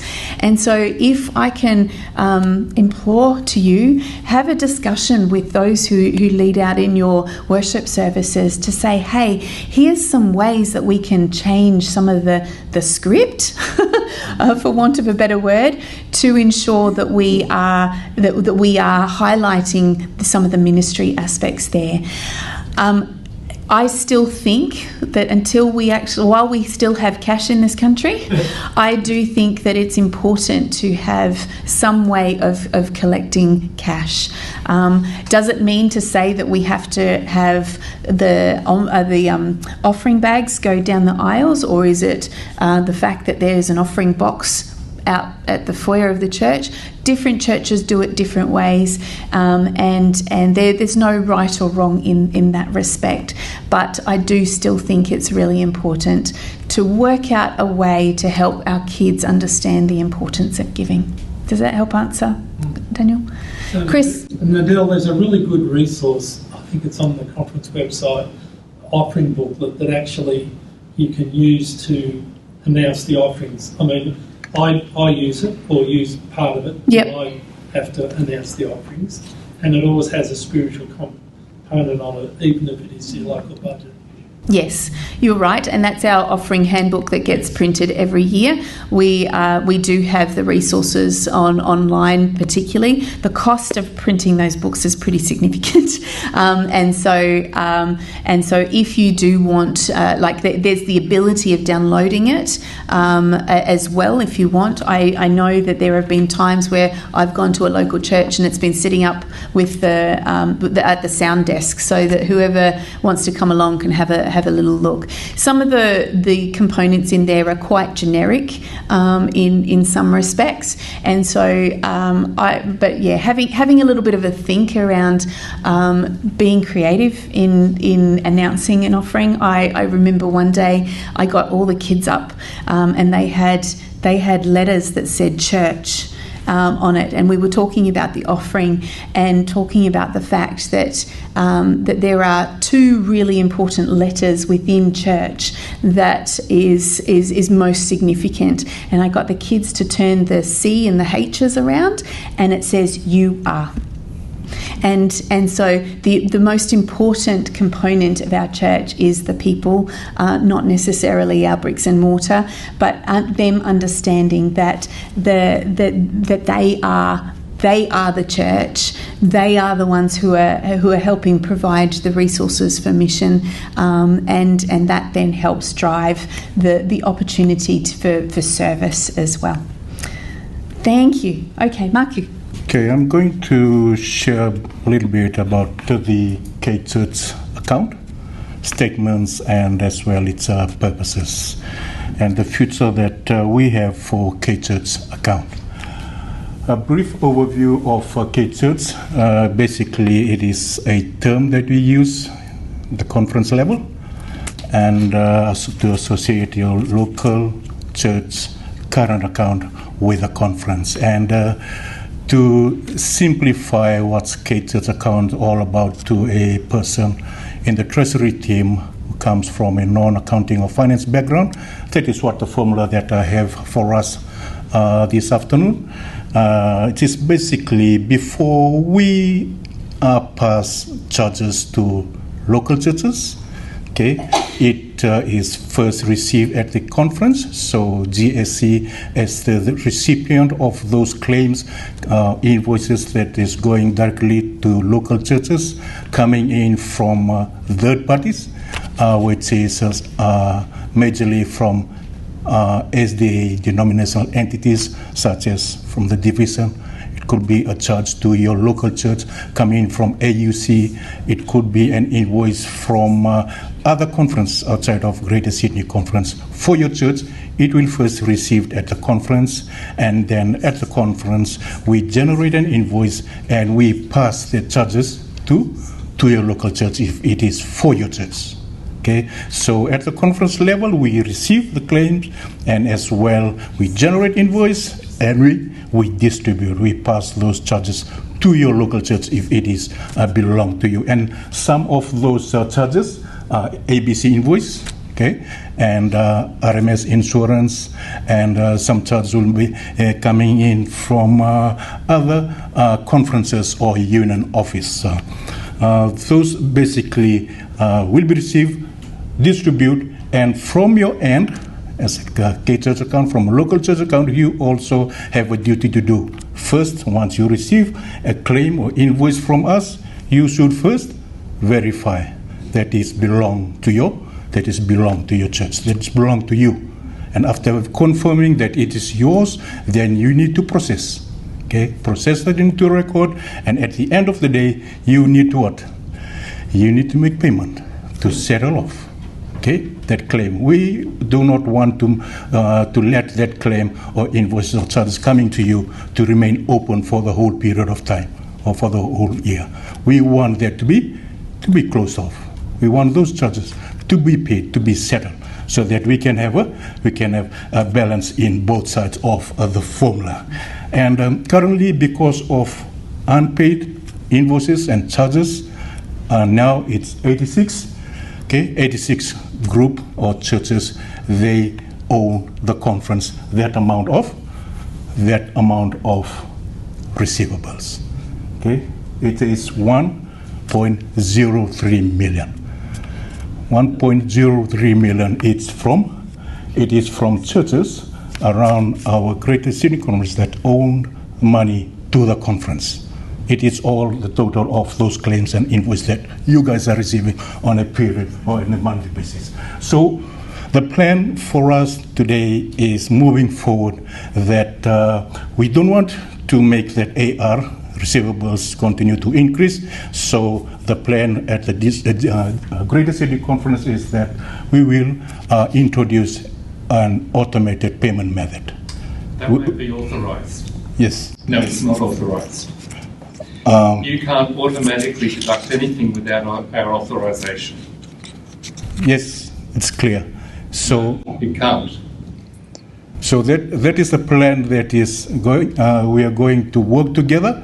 Okay, we are going to work together on that to help out those churches that are having issues with payments. Okay, and can I say, from a church treasurer's perspective, it is frustrating when we make the payment and it's not in the records 2 months later. Yes. Yeah. Because if you've made the payment, you expect it to come in the records, so it comes both ways. Thank you for that, and we understand, and because of the migration and the system issues that we face in the last 6 months, okay, because of moving into a new system, we have some issues receiving payments, and we have found that we've received payments, but it's just a matter of putting those payments into the correct local church account. So that is an issue that we face in our migration. Yeah, but you keep telling us that we still owe the money even though it's been paid. Yes, that's a problem. That is a system issue that we are facing. We're sending, but if you know that you have paid, please just ignore. You've made the payment. Tell us that we've made the payment. Ignore those open statements, because the new system that we have, it will be producing those open item statement. It will continue if the payment is not. We know that you have paid, but we haven't applied those to your account, so that's why it's continued to generate that amount. But please, if you know that you have paid, don't pay it again. Don't pay it again. Ignore that statement or those reminders coming to you, because we are working from our end to fix that system issues. I have a problem with that first line there. I won't say often, but occasionally we get billed for amounts that are not related to our church. For instance, Wurunga Church Pathfinders is an amalgamation of 3 churches, and often we'll get charged for a Pathfinder charge that actually belongs to Fox Valley. I will reject it normally. If you make it automatic, that means it's going to create a whole heap of extra work. I'm happy that we can work together on this. However, there are times when you send us invoices that aren't ours, and I'm not going to pay them. So you need to think about that. Yes, if it's not yours, communicate to the finance team, and then we can fix from our end, and we'll redirect the charge to That's not the point. The point is, as treasurer, about the 3rd week is when I do my month-end stuff. By then, you're expecting me to close up the accounts. At that stage, I might have identified an invoice that is not related to our church. Bang! As soon as I try and close the church month, guess what? You'll deduct it. You're going to have to think about that, Adele. Yep. Yes. I just need to query about what Paul was saying about the starting date automatically, and he's saying you can't do that. Because what he's saying is that you guys can't take the amount off from that date because you're going to have authorization from you guys or from the church. That's what I'm hearing what Paul is saying. Yeah, I'm saying, as a church treasurer, I don't see how you can automatically deduct money that we haven't been authorised to deduct. I appreciate what your concerns, both Chris and Paul, in relation to the deduction. What we can do is that there will be a number of churches who we can go, okay, here's a authorisation, just like any other direct debit component. We can get some authorisation from various churches to be able to do this, because it will help significantly, probably about 70% of our churches, and so I appreciate the fact that there are some times where invoices may be incorrectly applied to the church's accounts, or that you feel as though it's not appropriate for us to do the deduction, just be mindful of the fact that, yes, I agree that we want to ensure where possible there is the ability of being able to have the local church authorise this. Everybody works under one ABN, and that is the conference's ABN. And as such, every church, if you want to look at it from a purely business/legal perspective, every church is a branch of the Greater Sydney Conference, and we also have that responsibility to ensure that there is good governance at a local church level, financial governance at a local church level as well. Now, we want to work with the churches on this, not against the churches, and as such we're providing some heads up of where we're heading with this, and we will have some more communication in the next couple of months as to how we can make sure that this is rolled out well, and if there's churches that choose to opt out, that's fine too, but my expectation is that then the payments that are made to the conference or need to be made to the conference are actually made on time. The reason why we're doing this is, just like I said, the GST claims is hundreds of thousands. At any point in the year, we have between $500,000 and over $1 million that is owing by the local churches to the conference. In relation to, and like this is things like your cleaners' wages that get charged, that we pay for if you've got a cleaner, or it might be some books that have been sharing books that have been provided to your churches, and has been invoiced to the conference from signs. There's a whole lot of things that have happened.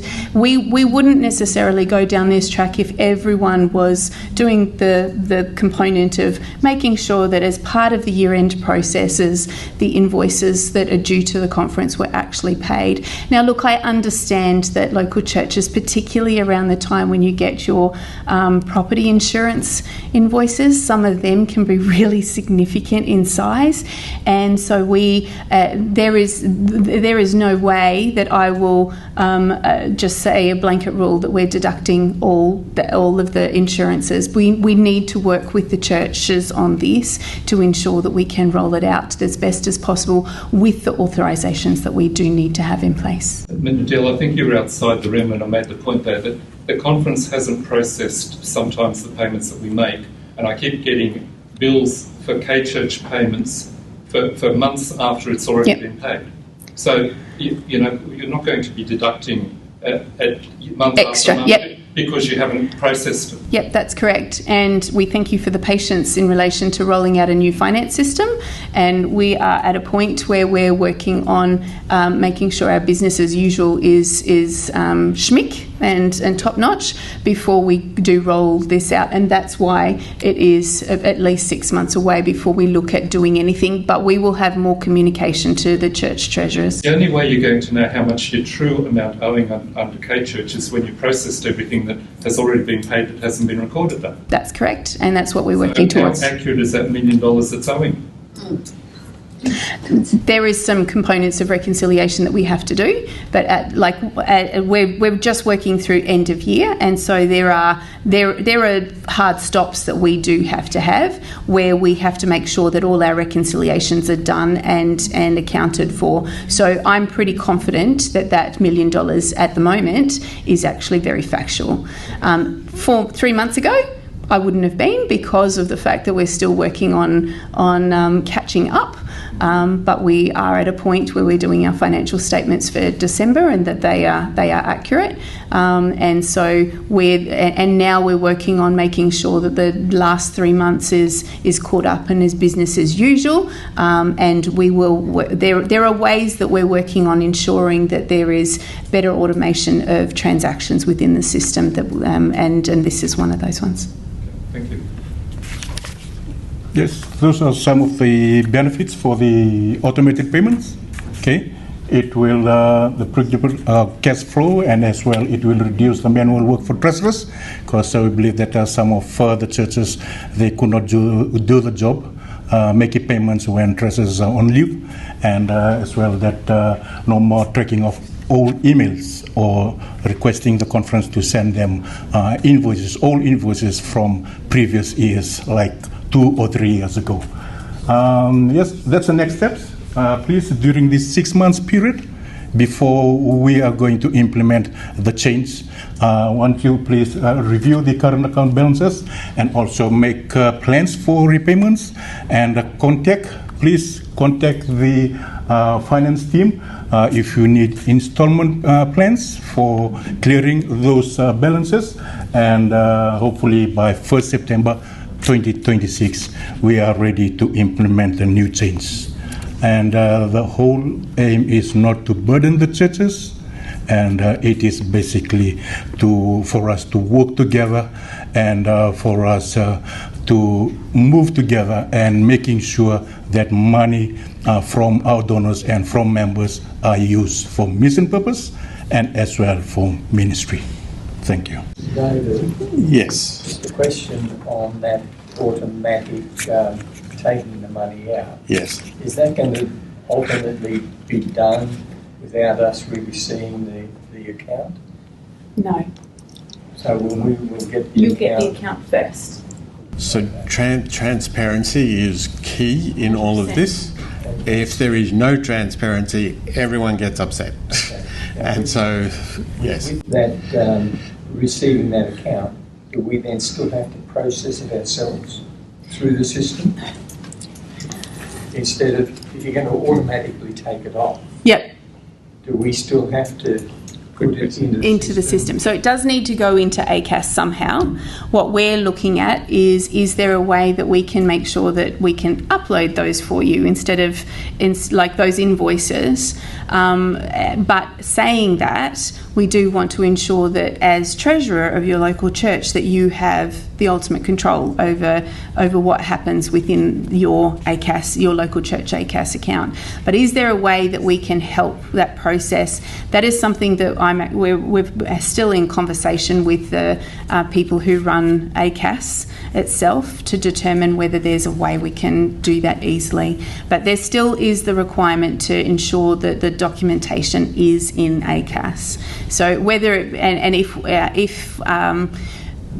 it might be that there is a potential deduction that happens, it will sit on your CMF outstanding transactions on your reconciliation, and then go, okay, well that was last month's invoices. And so now I need to put them into the system. There's a couple of ways that we can look at doing this, but what we want to do is try and ensure that we can lift some of the burden from the local church treasurer as much as possible. One option we can look at for Wahroonga is potentially to send you information first. Is this okay? Before we then process, to then make sure it goes to Wahroonga or Fox Valley correctly. So we should work towards that. The other element, from the conference perspective, we have a debtors register. So debtors on our side, payables on your side. And so when payments are received, they're received against that debtors register so that we can see a net figure, so the $1 million that is due. What we need to do in the conference office, though, is to make sure the payments received are applied against each invoice, and that will then remove that invoice off the local statements. So yeah, we need to make sure that we are dotting our I's and make sure our processes are done smoothly so that we can then take care of that. So yeah, you don't end up with invoices received over multiple months. Yeah. I just need to understand the process of that. Would the church, when they do a business meeting in terms of the report of the treasurer, will that come part of it, even in that sense, when this thing happens? The payment process? Yeah, because for the business meeting, of course, the power belongs to the people in the business meeting.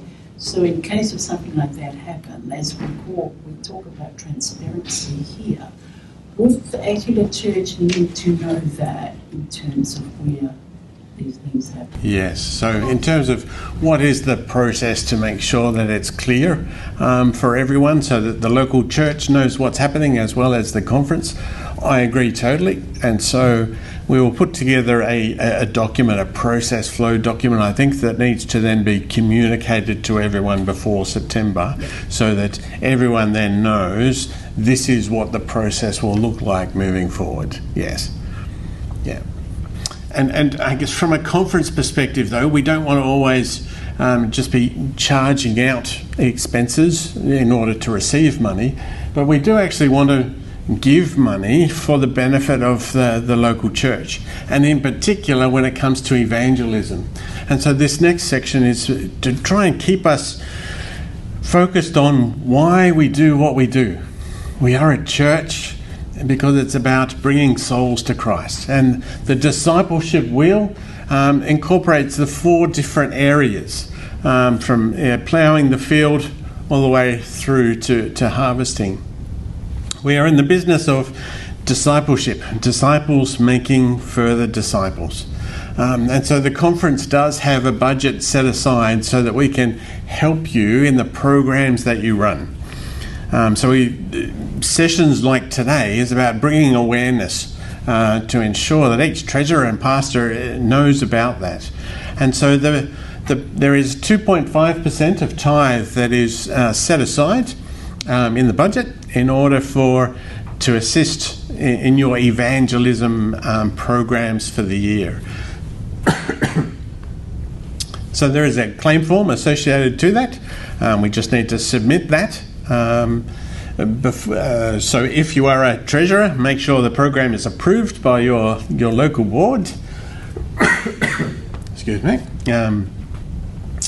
To then proceed, and once the program is completed, the claim form can be submitted to the conference with the receipts and the amount, so that we can then reimburse those funds.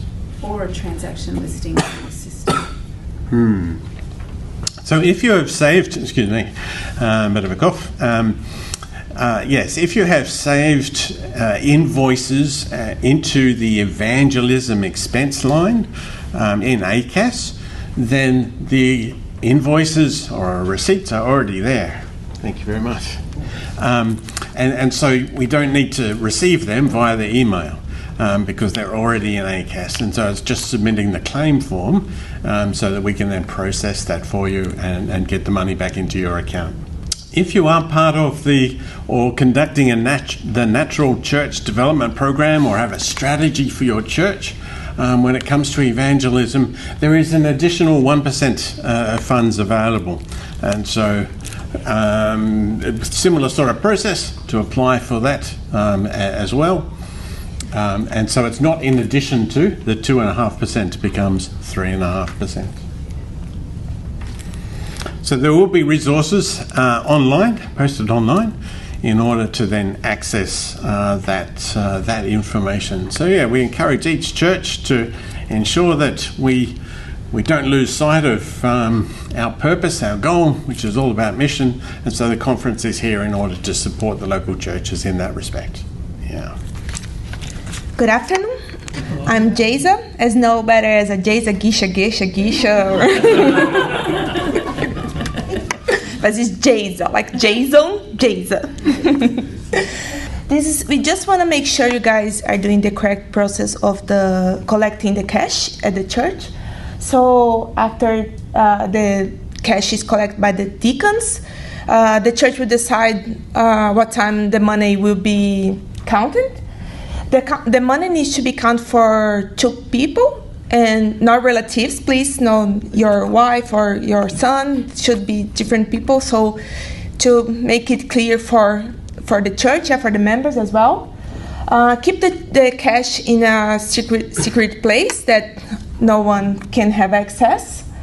And just make sure you make the deposits by Wednesday because of the insurance. So the insurance will cover for the by Wednesday business days. So it's really important that you guys keep these dates. If I know sometimes the church, they don't have a lot of money, a lot of cash, like $20 or something small. Maybe you can keep it and do it in the other week as well, if there's a non-significant amount as well.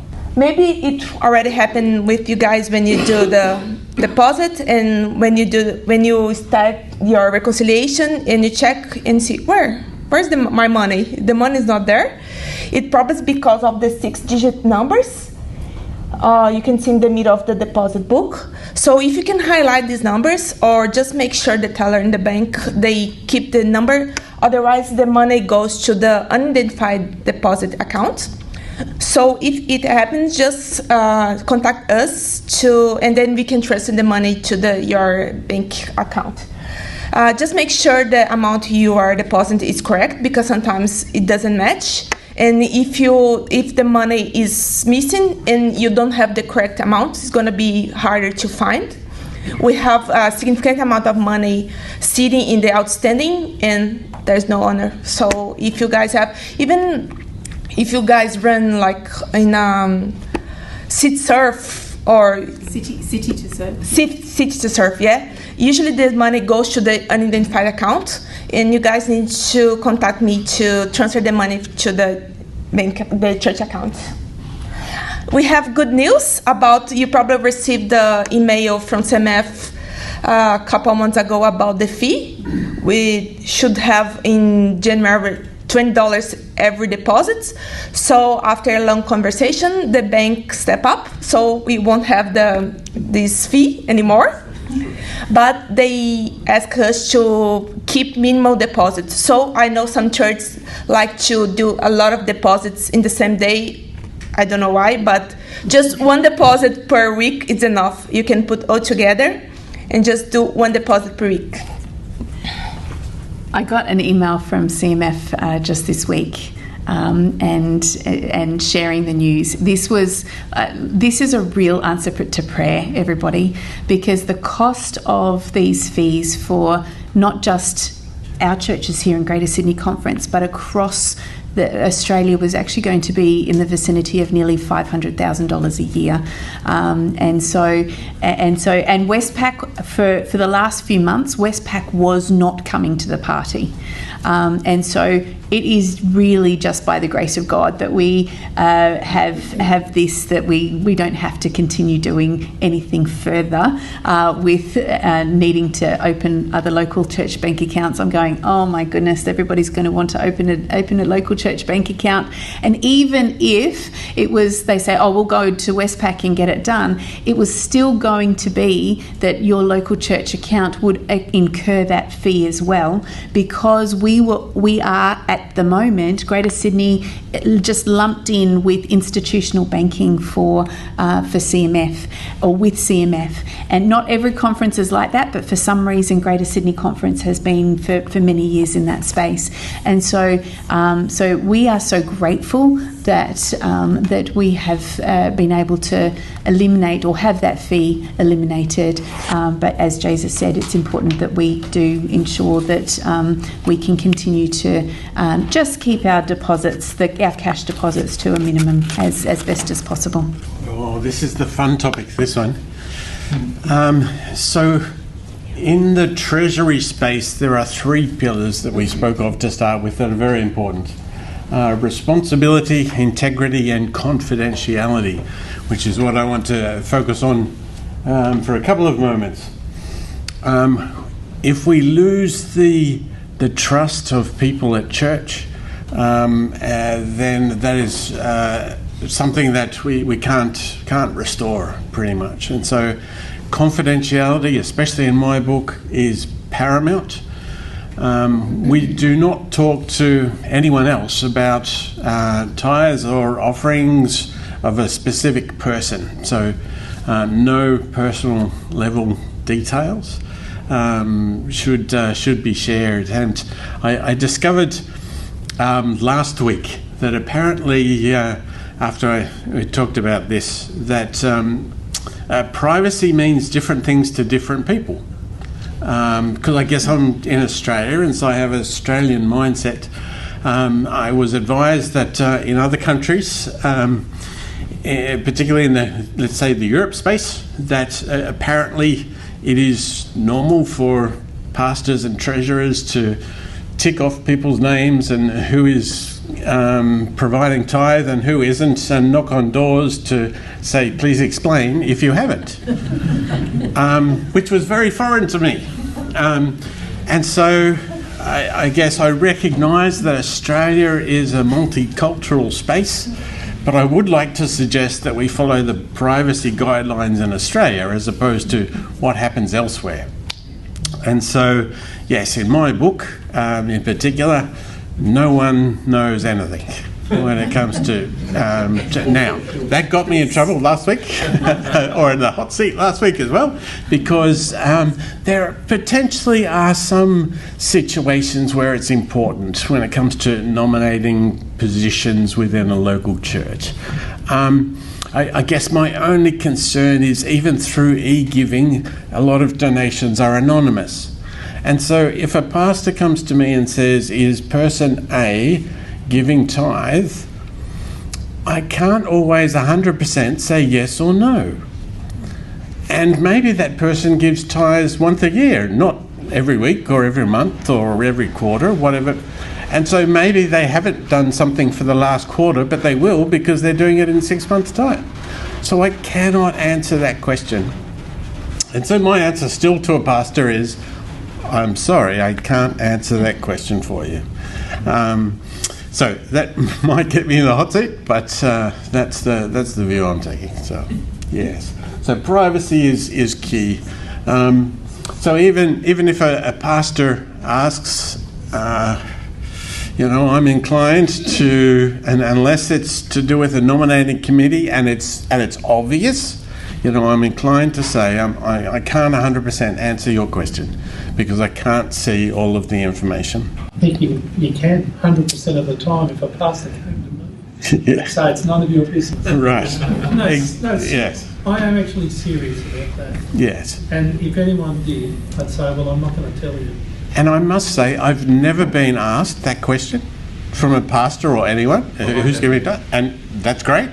And I have no idea if any treasurers in the room have or not, but okay. And so I'm happy for not being put in that position, but yes, my response is I'm sorry, I can't answer that question for you. Yes. Sarah? I have a question. Yes. No, I think with pastors, they have to a certain level because with people that hold positions in the church, they should be tithe givers. You know what I mean? Yes. And when the board sits, okay. And yes, when it comes to nominating committee, I guess one of the elements to review is a person a tithe giver, so should they then be elected to elder or something like that? And so if there is scope to identify that, but my key response probably back to the pastor or the board will be, can you just ask the person directly? Yeah. You don't have to come to me, just ask the person directly. And so it's up to them what they share and how they answer, okay? So yes, anonymous donations. It used to be in the manual in respect to, posting into the bulletin, we wish to acknowledge anonymous donation of $50 or $500 over the last week. Up to you whether you do that or not. I think we've removed that requirement from the handbook, with the thought being that if someone is anonymous and we are then publishing that information, we are then doing the opposite of what they requested to start with.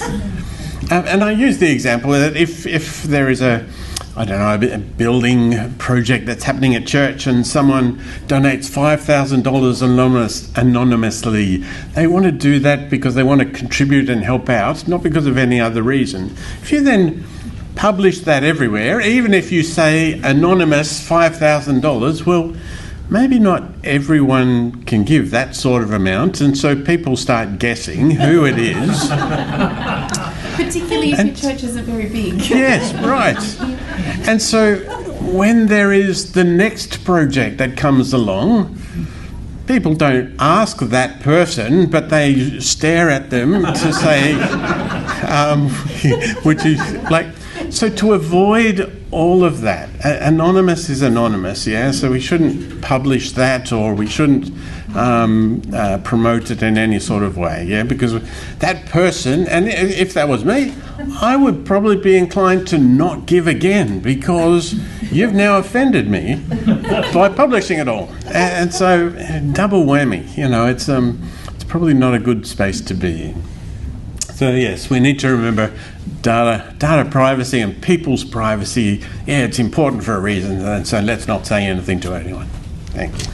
We are at the end of the training, and so I just want to say that we've got our resources that have been provided in your packs. For those online, we have resources online, but we will also make sure that we send some out to you. You will have the new Church Treasurer's Handbook there. We've also got some resources on the back table. We've got some ties and envelope stacks, as well as some deposit what is they called, the deposit bags and bits and pieces that you might actually like to peruse. We've also got a weekly offering count book there as well, and we also have some afternoon tea. And so, but there is one last thing that I would like to ask. These are some of the resources that are actually online where we have gone through. Sarah has gone through with Joyce, our communications person who oversees the website, to make sure that what is online is up to date, but also is able to be found relatively easily. So thank you. We do have a survey. It doesn't take very long. You can do it on your phone. But we would really appreciate some feedback from you in relation to the training. And so we will, this is obviously the start of a new wave of how we are doing some of our training. And next one, we'll get some dates sent out to you shortly in relation to the intermediate component. This will be mostly in relation to looking at how ACAS works. That will be done on a Sunday. We will still try and provide an option that is an online option, but some training and some networking is often, or most of the time, it's often better in person as well. And so, are there any further questions that you guys might have in relation to today? No, it's food time. Okay, let's stand as we just say a final prayer.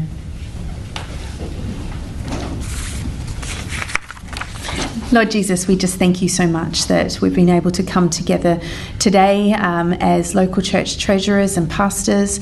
Jesus, the making sure that we manage your resources, including our financial resources, well, is really important. And Lord, we just thank you for the dedication of each person here in their role that they play at the church in doing that. Lord, we thank you for your wisdom and your guidance in relation to financial governance, and guide us as we go into this new year as well. Jesus, we thank you for each of our local churches and the contributions that are made by our church members. At the end of the day, ministry happens because of the way they give, not only of their financial resources, but also of their time and their talents, and we just thank you for the fact that we have so many who are continuing to further your work through their involvement of service. And Jesus, we just thank you for being the God that you are, for being the one who has given us so much already, not only what we have here on this planet called Earth, but also with the fact that you have died for us and that you have given us an amazing gift of grace with the hope of your soon return and the salvation that we have in you. And so for that, we are truly thankful. In your name we pray. Amen. Amen. Thank you, everyone. We appreciate your time this afternoon.